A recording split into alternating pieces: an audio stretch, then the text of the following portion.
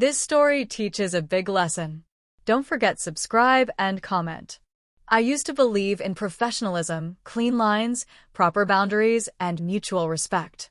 Especially with my boss, Mr. Ethan Maxwell, the CEO of our fashion marketing agency in downtown Los Angeles. He was polished, focused, and never once crossed a line in the 3 years I worked as his executive assistant. Until last Monday. It was just another morning. I wore a navy blue pantsuit, my usual. Ethan greeted me with a nod as he sipped his black coffee, his eyes trailing quickly over the schedule I'd printed. "Madeline," he said, with his signature voice, deep, calm, no nonsense. "Push my 2 o'clock with the clients to Thursday." I nodded, made the update, and handed him his tablet. "All set." "You're always perfect," he said absently. I froze for half a second. Perfect? It wasn't unusual praise, but there was something different in the way he said it today. Or maybe it was just my imagination. But that night changed everything. We had an office dinner party, an exclusive event hosted by one of our top fashion brands. Ethan insisted I attend, even though I usually didn't like the spotlight. He said, "You represent this company's core. Your presence matters." I gave in and asked my roommate, Tessa, to help pick a dress. She shoved a wine-red mini dress into my hands, with a slit on the side and an open back. "Trust me, Maddie. You've got the body, just stop hiding it." I sighed. This is too much. No, it's exactly what will get his attention. "Whose?" She smirked. "Your boss, Ethan Maxwell." I rolled my eyes, laughed, and said she was crazy. But deep down, I'd always admired him, not just for his leadership, but for the way he never lost control, never mixed business with personal. He made me feel safe. Until that night. As I walked into the hotel ballroom in that mini dress, all eyes turned. But one pair of eyes made my skin heat Ethan's. He stopped mid-conversation, his gaze landing on me like a flame over paper. His jaw clenched. I thought I imagined it, but I didn't. He didn't look away for 10 seconds. When I reached the table, he stood up, pulled the chair out for me, and leaned in a little too close. "You look different tonight, Madeline." Different good or different bad? His lips curved into something unreadable. "Very good." As the evening went on, I noticed it. His attention never strayed far. He barely drank, barely spoke to the models or clients. He was focused on me. Later, as I stepped out to the balcony for air, I didn't expect him to follow. But he did. "You always surprise me," he said behind me, voice low. I turned, heart racing. "Why's that?" "Because you hide so much. And tonight, you didn't." I swallowed hard. "It's just a dress." "No, it's a statement. One I can't ignore." He stepped closer. The night air pressed between us, thick with tension.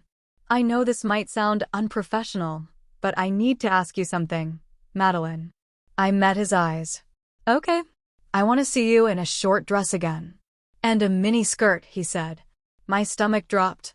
The air in my lungs vanished. I stepped back, blinking. "Excuse me." "You heard me." "I've always wondered what it would be like to see you like that, off company time."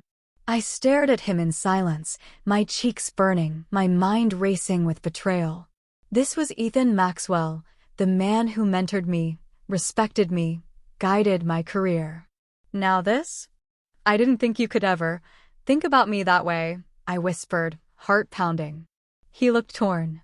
"I know it's wrong to say it like this, but I'm not the man you think I am anymore, Madeline. You've changed something in me." I shook my head. "You're my boss. This isn't okay." "I know," he said again, softer. "But that doesn't stop it from being true." I left the balcony, went straight home, and cried. I spent the entire night replaying every moment, every word, wondering if I'd misunderstood. The next morning, I planned to resign. But when I walked into the office, he was waiting. "Madeline," he said, rising from his desk. "Please, don't walk away without hearing me out." I stood silent. "I wasn't trying to make you feel small or ashamed. I've fought this for over a year.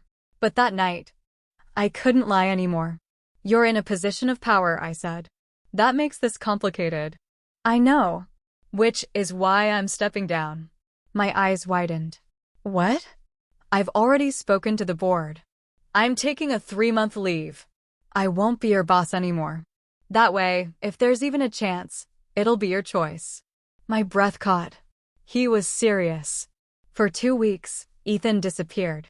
No calls, no texts, just silence. And in that space, I realized something. I missed him, not just the boss, but the man who noticed when I skipped breakfast, who brought me lemon tea when I was sick, who always stood by me.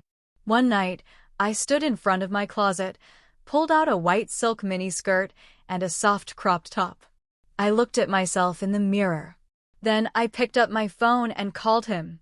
Ethan. His voice cracked through the line. Madeline. I'm outside your building. A pause. Come up. I walked in, heart pounding. He opened the door in sweats, shirtless, stunned when he saw me. His eyes lowered, slowly tracing over my body. This time, he didn't hide it. You did this for me? He whispered. No, I said, stepping forward. I did it for us. The kiss came like lightning, slow at first, then hungry. Months of tension exploded between us. His hands slid to my waist, mine tangled in his hair. But then I pulled back. Only if you promise this isn't just about the clothes. His eyes softened. I promise. It's always been about the woman in them. That night, we didn't rush. We talked for hours on his balcony, wrapped in blankets, sipping red wine. His hand never left mine. We kissed under the stars, slow and full of promise. By the time sunrise painted the sky, I thought I knew where we stood. But I was wrong. In the following weeks, Ethan changed. He became distant. Cold. When we met, it was only when I wore something revealing. When I didn't, he ignored my messages, canceled our dinners, avoided eye contact at events.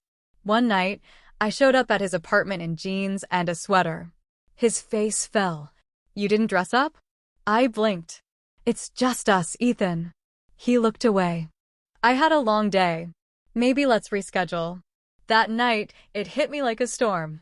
He didn't love me. He loved the idea of me. The image. The body. Not the soul.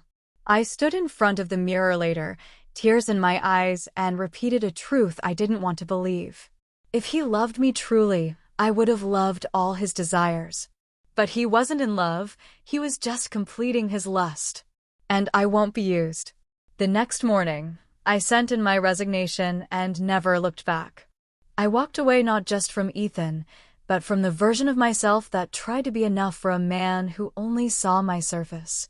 Months later, I got a new job, higher position, better team, and a boss who treats me like more than an object. Sometimes, people say they care. But love doesn't reduce you. Love lifts you, clothes or not. And I finally found that kind of love. But not from Ethan. From myself.